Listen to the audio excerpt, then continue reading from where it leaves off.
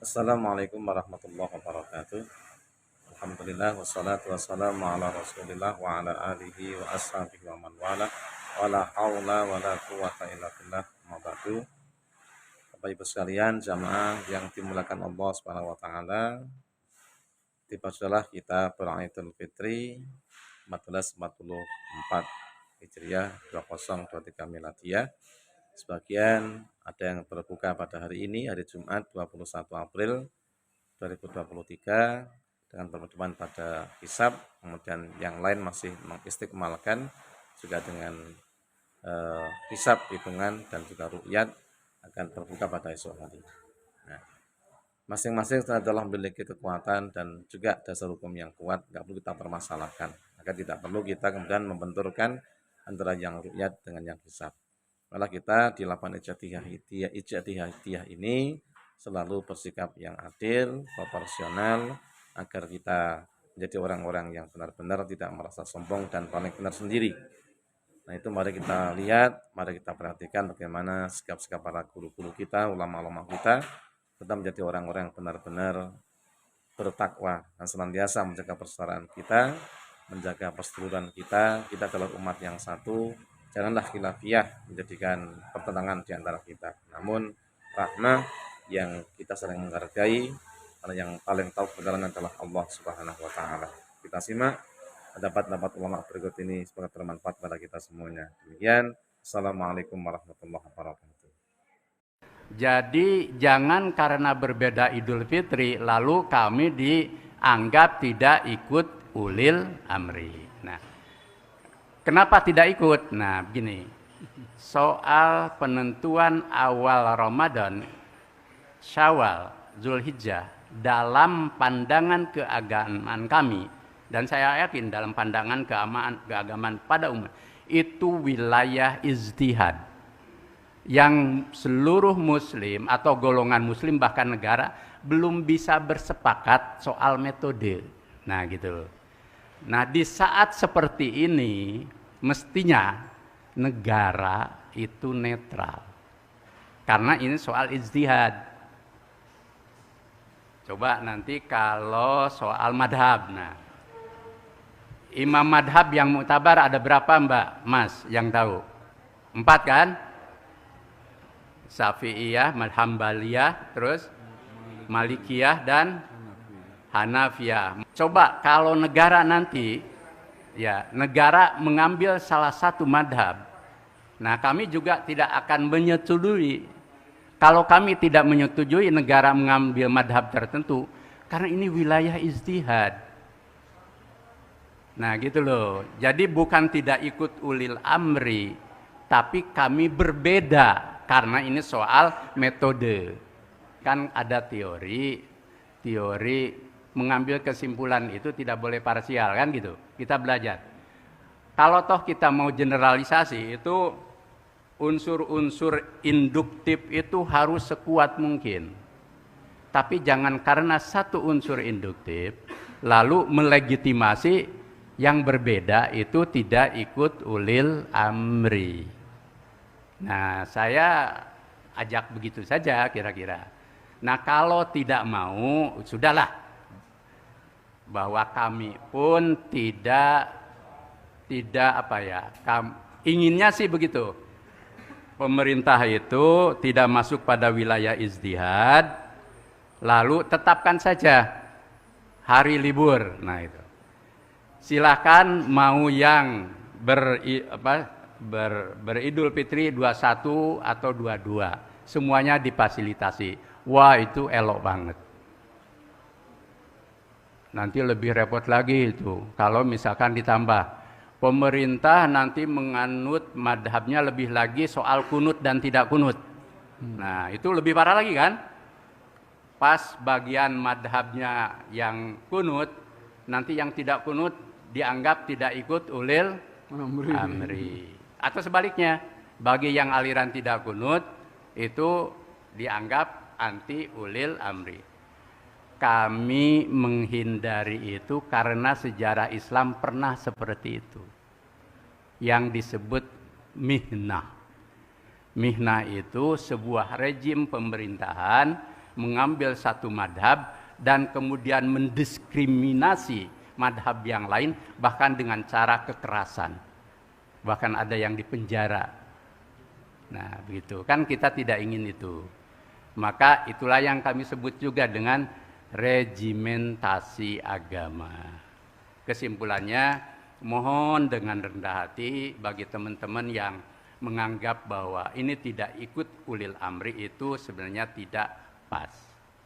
Karena nanti kalau logika itu dipakai akan membawa konsekuensi yang kembali kepada nanti mereka yang sekarang mengikuti ulil amri, tapi suatu saat ulil amrinya berbeda. Nah, kita ingin tetap bahwa Indonesia itu darul ahdi wa syahadah dalam koridor yang adil, objektif, mengayomi, bineka tunggal ika, dan itulah semangat para pendiri bangsa. Dan itu pula yang kami Muhammadiyah perjuangkan. Saya mohon maaf ya, mohon maaf untuk saya, hukumnya haram puasa hari Jumat karena ngerti hitung-hitungan falak. Tapi kalau penjalan, untunglah penjalan nggak ngerti. Kalau nggak ngerti, ya oke, ikut yang dimantepi. Ya terserah penjalan mantep mana. Kita mantep bareng saya ya. Bukan mantep bareng saya, seneng bareng saya. Bukan seneng bareng saya, enteng bareng saya, gitu ya. Terserah kalau itu soal itu terserah.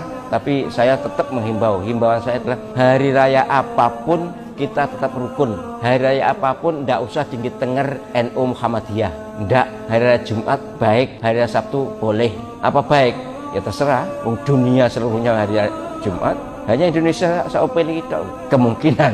Tapi moga-moga yang sidang isbat nanti menetapkan hari Jumat. Ben umat ini ben tenang, ndak bingung. Bingung sih ndak. Saya yakin penjenengan ndak bingung. Gus, jenengan hisab apa ru'yah? Ya, saya itu tidak tahu NU Muhammadiyah, tahu saya Imam Subki itu lebih percaya hisab timbang ru'yah. Kalau imam yang lain lebih percaya ru'yah timbang hisab. Imam-imam yang dulu-dulu, tapi kita sekarang terjebak politik identitas atau identitas ormas. Jadi ini khasnya NU ini. Tidak ada di tradisi orang alim tidak gitu. Hisab itu ya ilmunya pangeran. Saya kemarin diundang di kajian itu saya bilang, lo yang bisa hisab itu kita. Orang tahu semua ahli hisab itu Kiai Turehan. Sekarang Jombang Kiai ini itu ilmu kita di pondok diajari hisab. Kalender Kudus itu yang punya Kiai Turehan itu masih penambah sama saya. Kalau kita anti hisab itu anti ilmunya sendiri kan? Anti ilmunya apa? Memang yang bisa hisab itu siapa? Kita kan punya pakar hisab banyak. Karena anti hisab ya obongi ngono kalender. Ya biasa saja.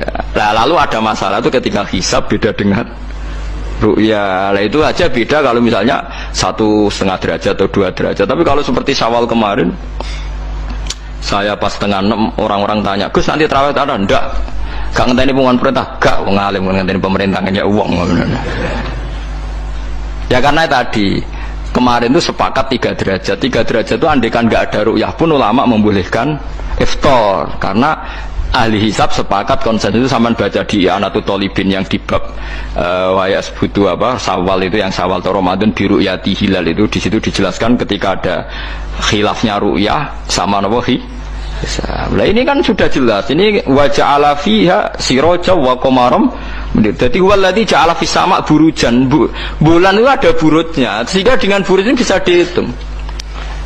Ini kata Imam Ghazali di kitab Ihya dijelaskan gini. Bagaimana Anda tidak percaya hisab? Hisab itu bahkan bisa menghitung lama gerhana berapa menit, yang gerhana di sisi mana. Misalnya gerhana di sisi selatan.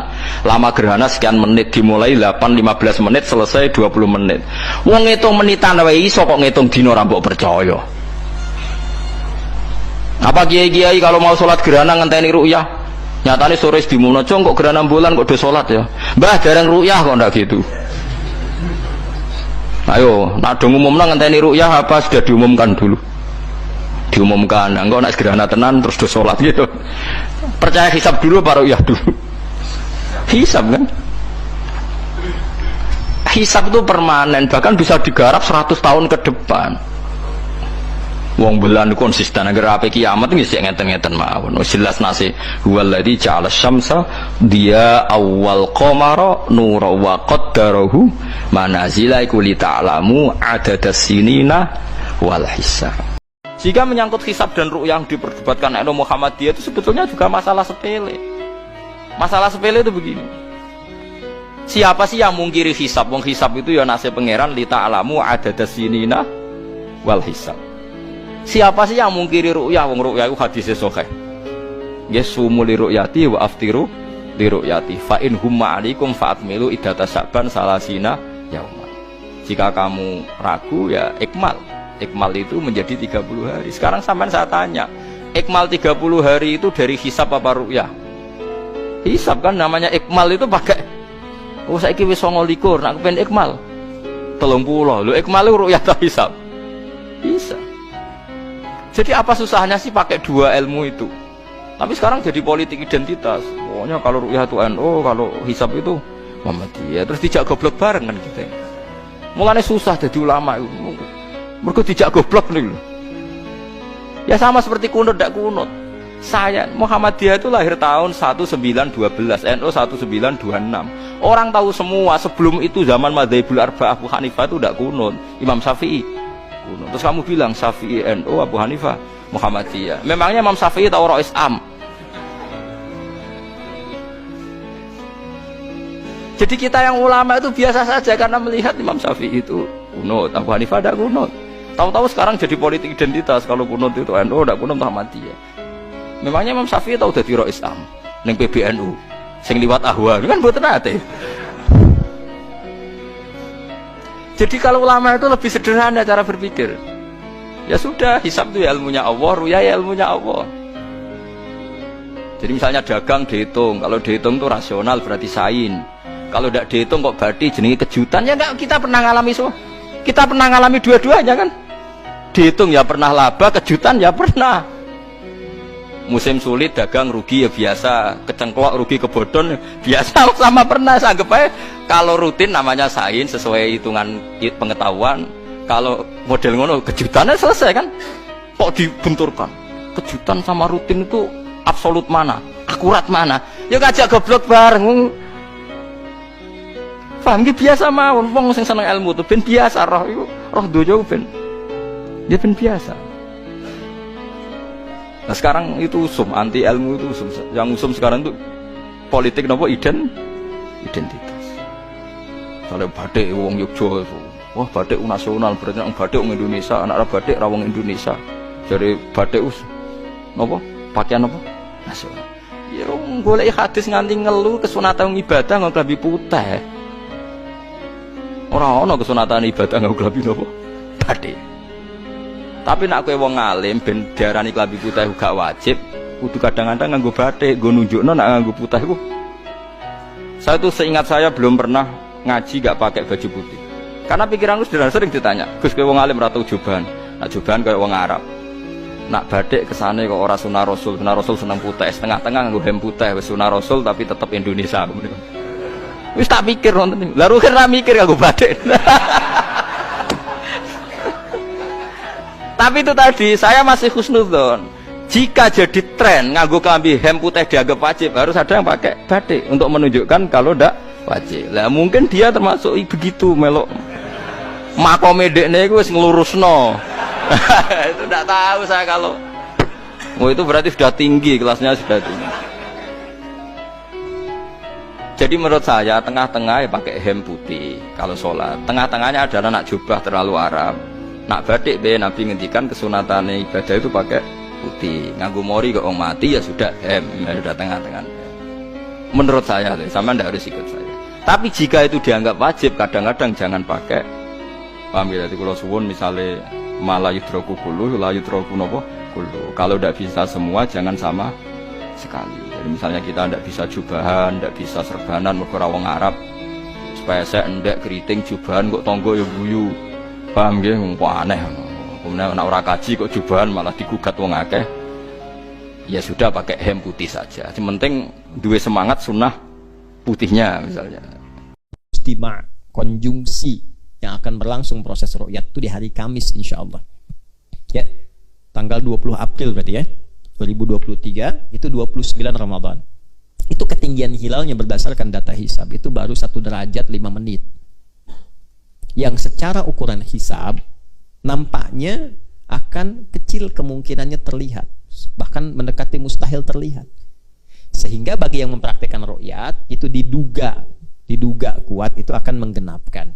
Karena ru'yat kan belum bisa dipastikan. Jadi sebetulnya nggak perlu ada komen saling bertentangan.